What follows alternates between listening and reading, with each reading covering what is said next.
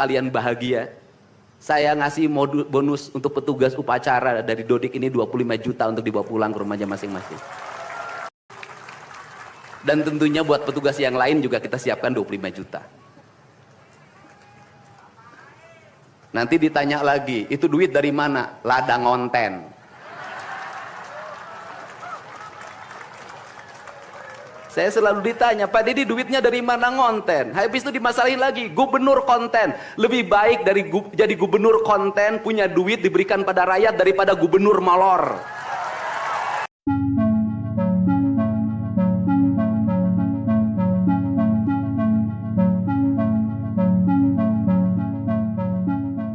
Siapa bilang anak muda hari ini cuma bisa rebahan? Di Lemban, puluhan pelajar sekolah kebangsaan justru berdiri gagal jadi petugas upacara di Hari Kebangkitan Nasional ke-117. Tapi tunggu dulu, ini bukan cuma soal hormat bendera, ini tentang bagaimana konten bisa berubah jadi bonus puluhan juta rupiah, tentang seorang pemimpin yang masuk gorong-gorong, dan tentang harapan besar yang dimulai dari anak-anak kecil berpakaian loren. Di sebuah lapangan dingin pagi itu, para siswa dari sekolah kebangsaan Dodik berdiri tegak. Mereka bukan dari sekolah elit, bukan anak-anak protokoler, tapi hari itu, merekalah bintangnya Jawa Barat. Dan kejutan tak berhenti di barisan. Setelah upacara, suara lantang Deddy Mulyadi menggema. Kalian semua pulang bawa bonus 25 juta rupiah. Tepuk tangan membahana, anak-anak bengong, guru-guru menangis haru. Tapi, dari mana datangnya duit sebanyak itu? Kalian bahagia. Saya ngasih bonus untuk petugas upacara dari Dodik ini 25 juta untuk dibawa pulang ke rumahnya masing-masing. Dapat uang saku, makannya enak, tidurnya nyenyak, berubah mental, bajunya bagus, pulang dapat bonus, gratis lagi. Dan tentunya buat petugas yang lain juga kita siapkan 25 juta. Nanti ditanya lagi, itu duit dari mana? Ladang onten.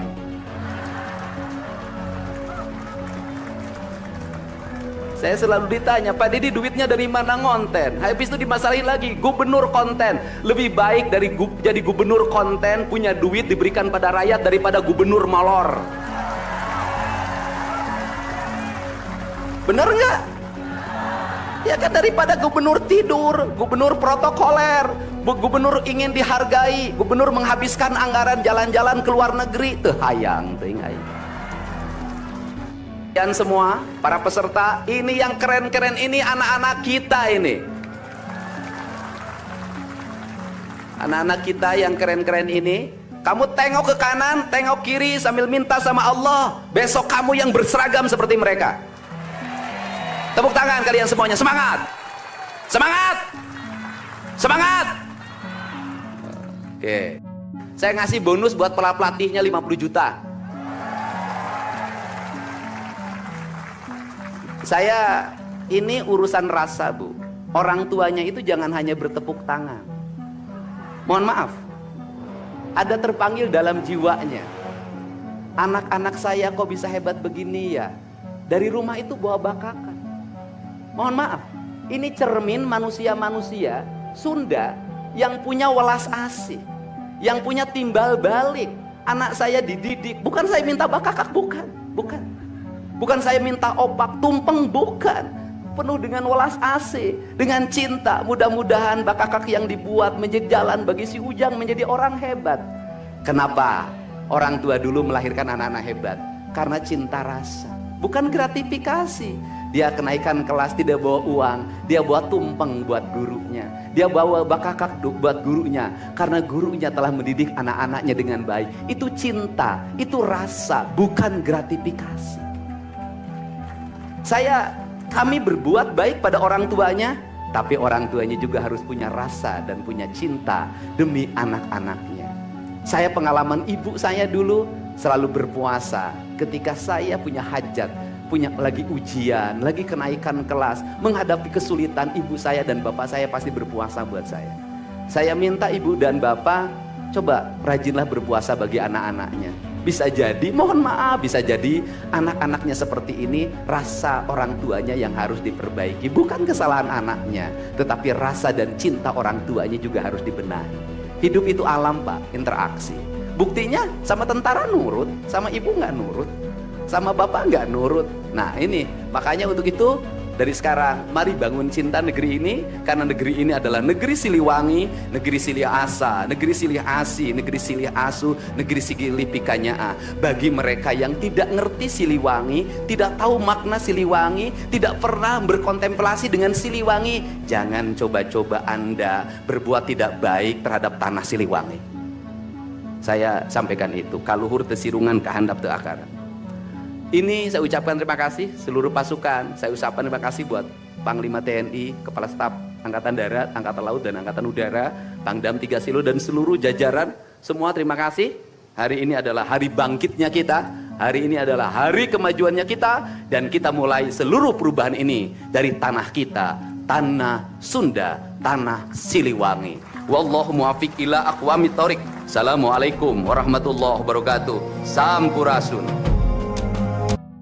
Saya selalu ditanya, Pak Dedi, duitnya dari mana? Ya ngonten lai. Ucapan itu meledak seperti lelukan, tapi juga menyentil keras, karena Kang Dedi tahu, selalu ada suara sumbang di belakang layar. Gubernur kok konten, kata sebagian orang, pencitraan doang, kata yang lain. Tapi, lebih baik jadi gubernur konten daripada gubernur yang tidur, begitu katanya. Kang Dedi bukan tipikal pemimpin yang duduk di balik meja. Ia nyemplung ke gorong-gorong, ia bicara soal estetika, arah podium, bahkan tiang bendera yang menghalangi pemandangan gedung sate. Ia menunjuk langsung, tapi justru disinilah konflik dimulai. Banyak yang gak siap dengan gaya kerja cepat, spontan, penuh kejutan, bahkan PLT Kepala Dinas Pendidikan sampai suaranya hilang, karena stres di telepon tengah malam. Dan ketika dana puluhan juta dibagikan, muncul bisik-bisik, uangnya dari mana? Tapi Kang Dedi menjawab semua itu dengan satu prinsip. Kalau ada duit, lebih baik dibagikan ke rakyat daripada dipakai jalan-jalan ke luar negeri. Hari itu bukan cuma bendera yang dikibarkan, tapi mental baru juga dibangun. Anak-anak pulang bukan hanya membawa uang saku dan baju loreng, mereka bawa rasa bangga, bawa pengalaman, dan mungkin semangat baru yang bisa jadi bekal hidup. Untuk pelatih, dapat 50 juta rupiah. Untuk semua yang terlibat, bahkan hanya lewat WA, semua bergerak cepat. Ini bukan sekadar soal dana, tapi soal rasa. Seorang ibu di rumah, mungkin terharu melihat anaknya berdiri gagah di upacara. Seorang ayah yang hanya petani, mungkin berpikir, anakku bisa sehebat. Inilah cara Kang Dedi membangun Jawa Barat, bukan hanya lewat proyek beton, tapi lewat pembangunan jiwa.